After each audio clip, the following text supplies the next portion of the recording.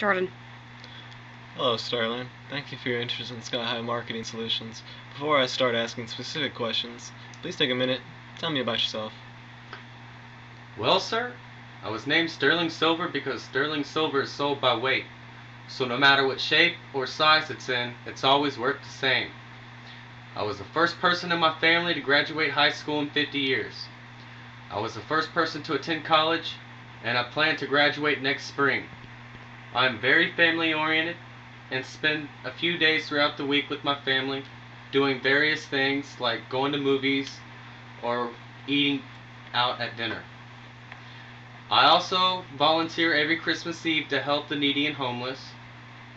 I go to a non-denominational church every Sunday. I am also a very good pool player, and that's pretty much my biggest hobby. Is there any other questions you have, sir? Yes, sir. Thank you. Now, assume that you are talking to a potential customer for the first time, face to face. Tell me, how would you interact with the buyer? How would you try to generate interest in our services and motivate the buyer to learn more about our customized solutions? I would first start off by telling the potential buyer about Sky High Solutions and their track success rate. I would ask him or her about services they use that you currently offer and find a competing advantage versus their current services. I would also explain how our services are better than the current services that they use. Of course, that is as soon as I get the training, which I'm very excited for, sir. Okay. Now, in order to better explain what our company can do for its clients, would you take along any sales aids to this point? If so, what would you use and why? Oh, of course, sir. I would have a planned sales calls for all my potential buyers and set up exactly what services that I want to promote with them and how our services are better than their services. I'd figure out what kind of buyers that they have, and that at first that's what I would do. I would have marketing segmentations. I would even use cold calls if that's what it takes to get the job done. I would include marketing trends.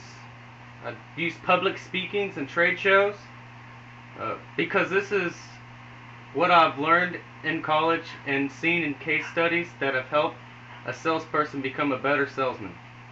Is there any other questions, sir, you'd have?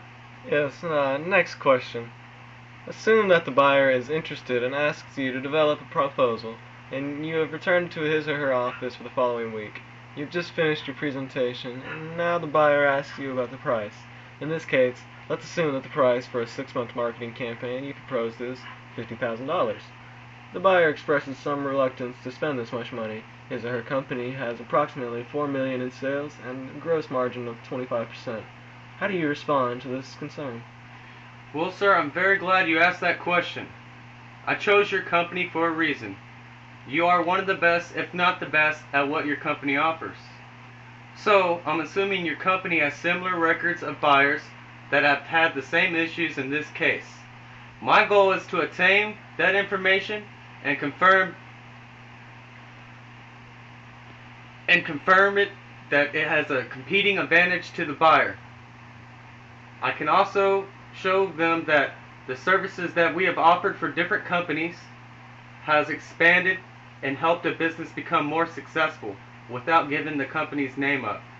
I could show like track records like as far as like our revenue and how our revenue reflects our business and how our customers are satisfied. Is there any other questions, sir?